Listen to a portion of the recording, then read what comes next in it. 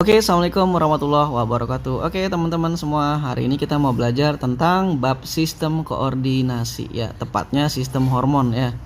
Jadi kita mau belajar tentang sistem koordinasi. Ada dua bab di sini, ya. Oke, yang bab pertama ini adalah sistem hormon, ya. Yang kedua adalah sistem saraf. Oke, saraf kita akan bahas di bab tersendiri, di video tersendiri. Hari ini bahas khusus tentang sistem hormon. Oke, ya.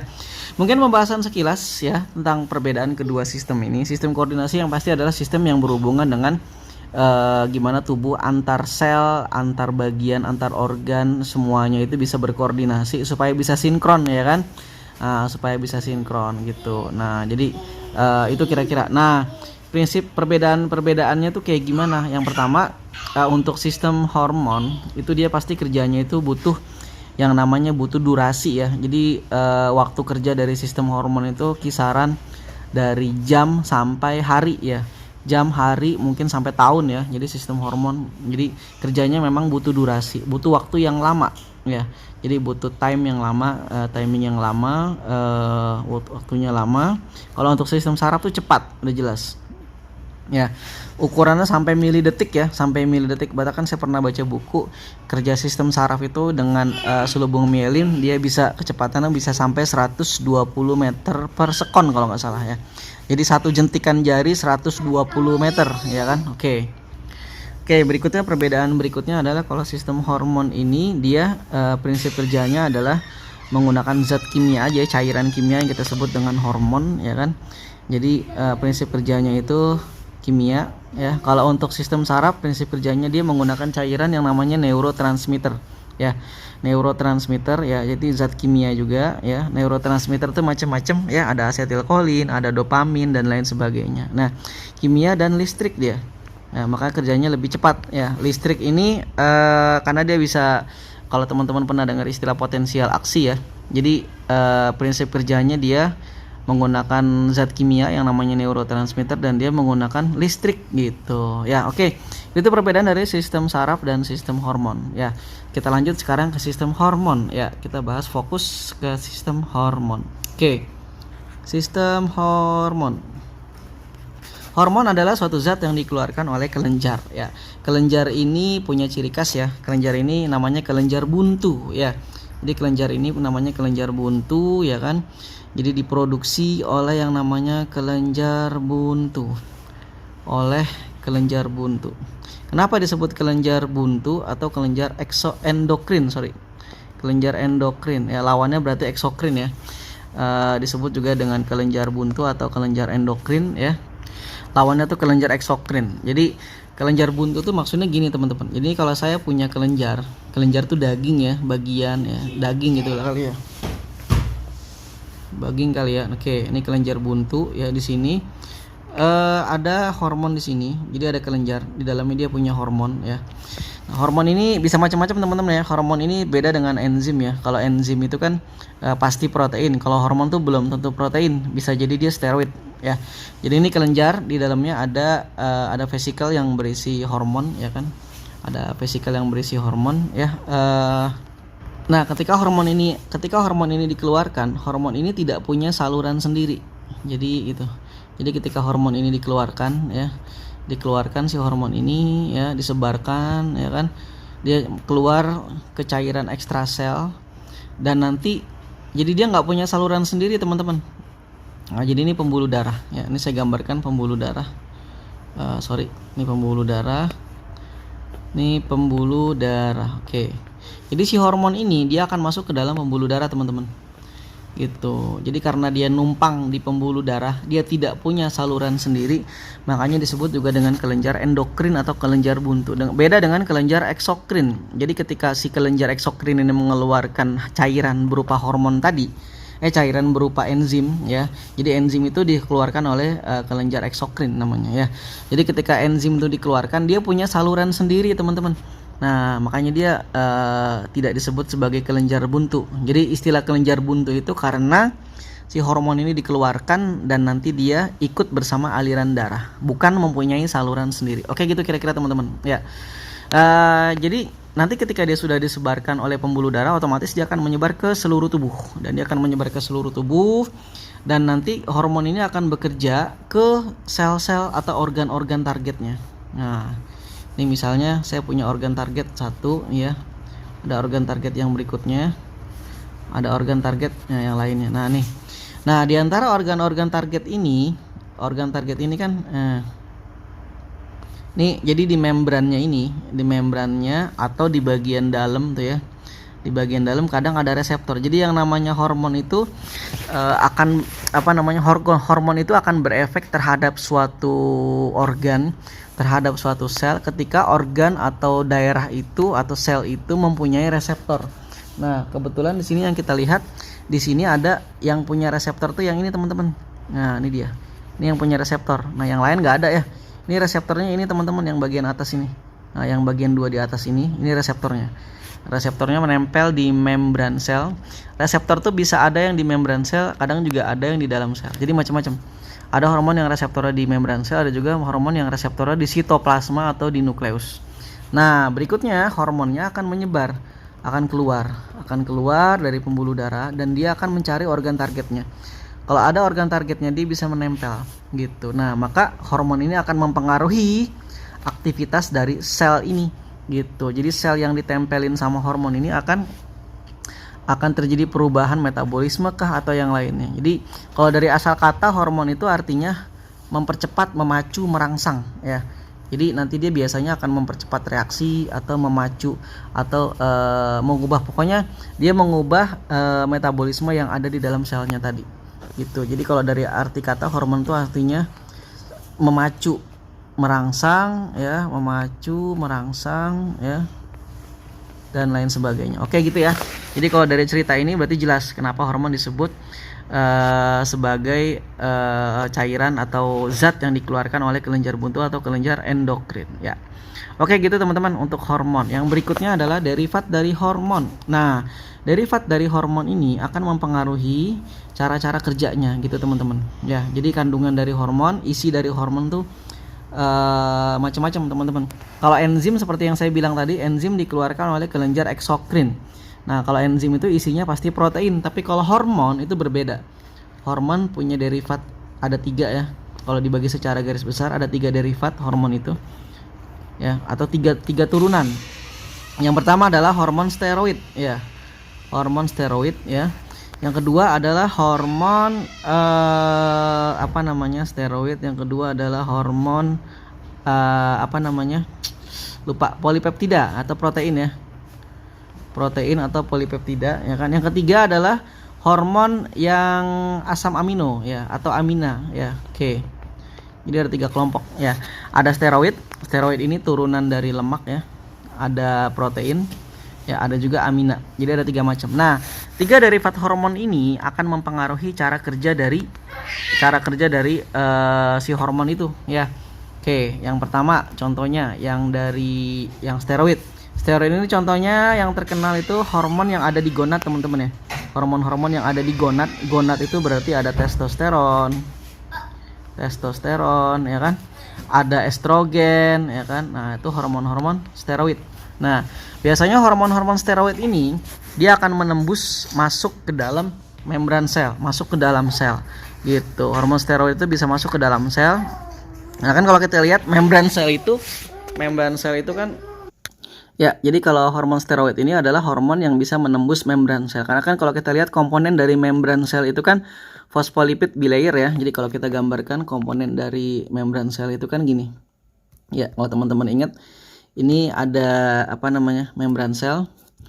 Jadi kepala lipid, bulat-bulat, ekor lipid, ekor ya. Ini kepala, ekor. Jadi bilayer 2 lapis ya teman-teman ya. Oke. Nah, terus di sini ada protein. Nah, kalau protein yang membelah namanya protein integral. Nah, seperti yang kita tahu, ini kan lipid teman-teman. Nah, ini yang saya kasih warna hijau ini lipid atau lemak ya. Oke. Yang ini protein. Nah, jadi yang namanya hormon steroid ya. Steroid itu kan turunan dari lemak, otomatis dia bisa menembus ke dalam sel. Nah, tuh nembus ya, makanya hormon-hormon steroid itu dia biasanya reseptornya ada di dalam. reseptor dia ada di dalam membran sel, ada di dalam sel ya. Kalau nggak di sitosol, kalau nggak di sitoplasma, dia ada di nukleus biasanya ya. Jadi hormon steroid itu dia biasanya cara kerjanya dia akan masuk ke dalam sel gitu. Yang berikutnya adalah hormon yang protein. Contoh hormon yang protein tuh hormon insulin teman-teman. Ya, hormon insulin yang dihasilkan oleh pankreas ya. Nah, kalau hormon yang protein ini biasanya dia nggak bisa masuk ke dalam sel teman-teman. Kalau hormon yang protein dia nggak bisa masuk karena protein ini dia tidak larut lemak ya. Jadi biasanya hormon-hormon insulin kayak gini dia reseptornya ada di luar. Jadi dia akan menempel di bagian membran sel. Dia nggak akan masuk gitu. Nah, kalau untuk yang amina ini ada dua macam teman-teman. Kalau secara logika sih harusnya amina itu kecil ya ukurannya. Harusnya kalau kecil kayak gini dia bisa menembus masuk ke dalam sel ya. Nah, tapi kenyataannya yang amina ini, yang asam amino ya kan, yang sederhana, yang yang amina ini ada dua macam teman-teman. Ada yang larut lemak, ada juga yang larut di air gitu.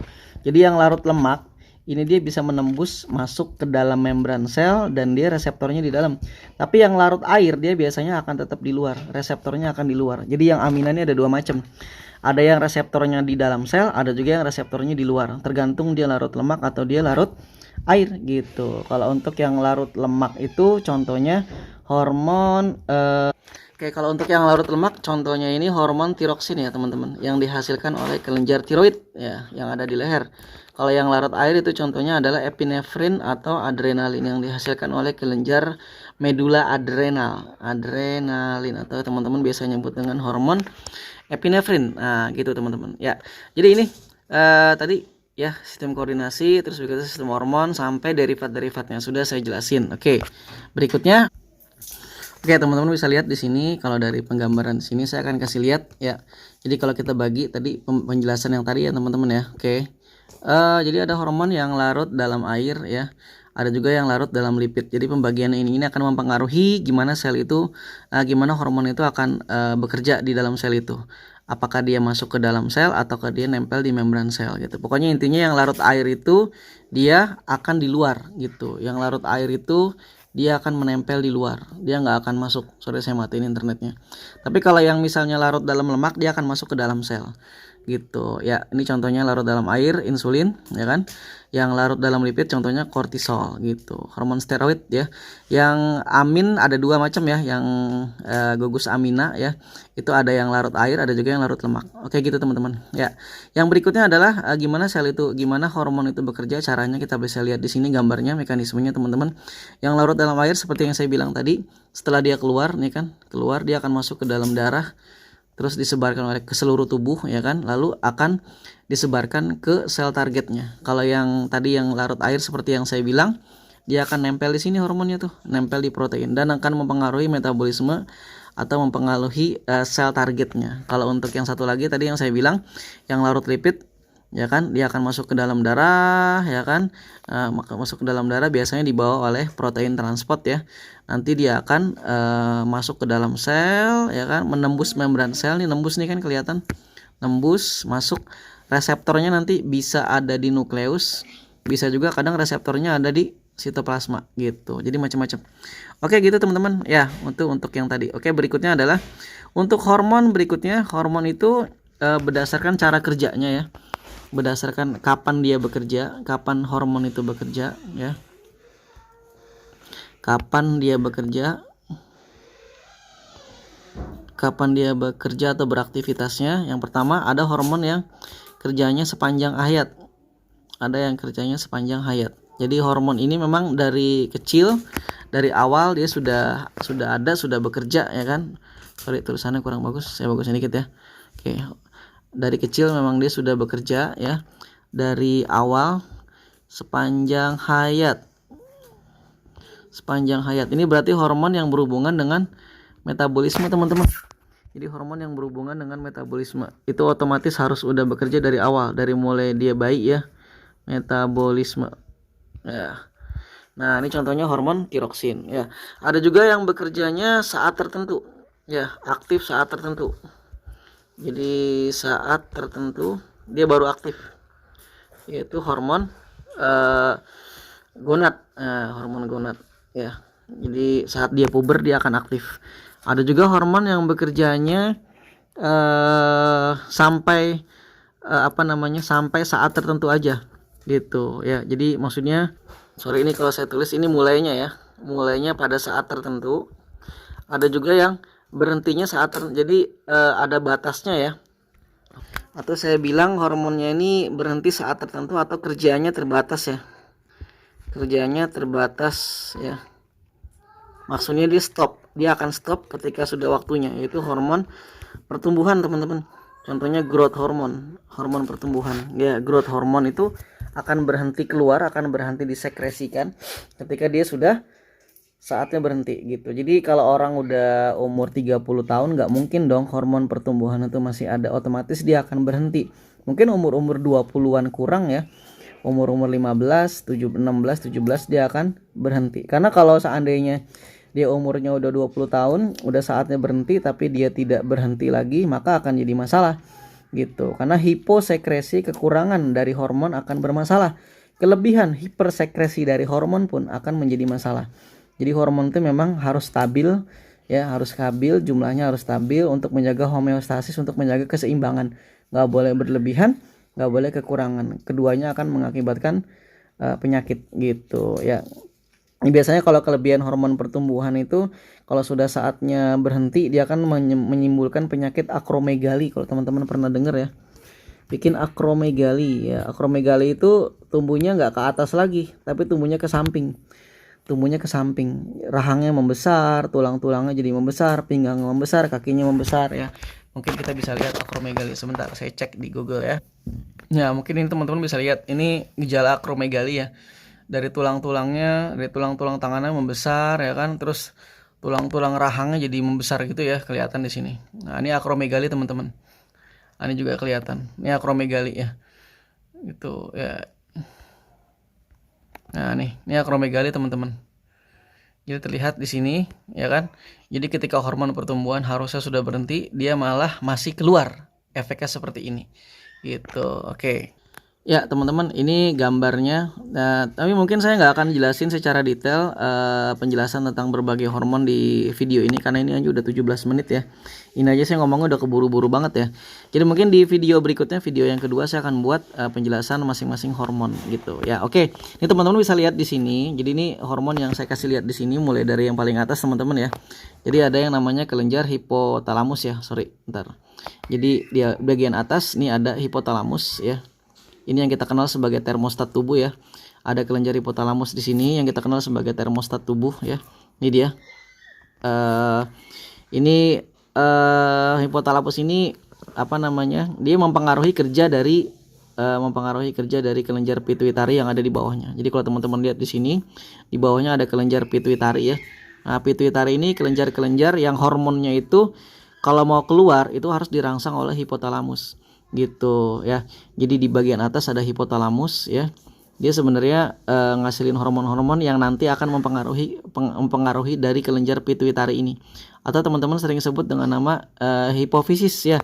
Hipofisisnya ada depan, ada belakang ya. Ada depan, ada belakang. Jadi intinya hipotalamus akan mempengaruhi kerja dari kelenjar pituitari atau hipofisis ya. Nah, berikutnya di bagian belakang ada kelenjar pineal ya. Ya, ada melatonin ya, yang sampai sekarang fungsi hormonnya masih ini sih, masih banyak perdebatan ya. Oke. Di bawah di leher ada kelenjar tiroid ya, ada sepasang kiri dan kanan. Dan di kelenjar tiroid ini menempel kelenjar paratiroid. Nah, jadi paratiroid itu kelenjar anak gondok ya. Terus di bagian dada ada kelenjar timus nih ya. Biasanya kalau udah dewasa dia akan mengecil ya dan akan menghilang biasanya ya. Ada kelenjar timus ya. Berikutnya ada hati juga ternyata mengeluarkan hormon juga ya. Ginjal juga mengeluarkan hormon eritropoietin namanya. Di bagian atas ginjal juga ada kelenjar adrenal namanya ya. Kelenjar adrenal ini nanti kita bagi dua, ada bagian dalam, ada bagian luar gitu ya. Terus berikutnya di bagian bawah berikutnya di bagian berikutnya bentar ya. Bentar. Oke, lanjut ya teman-teman, ya tadi kepotong sedikit ya. Di bagian bawah kita akan lihat ada kelenjar yang lain-lainnya, ada ginjal penghasil hormon juga namanya eritropoietin.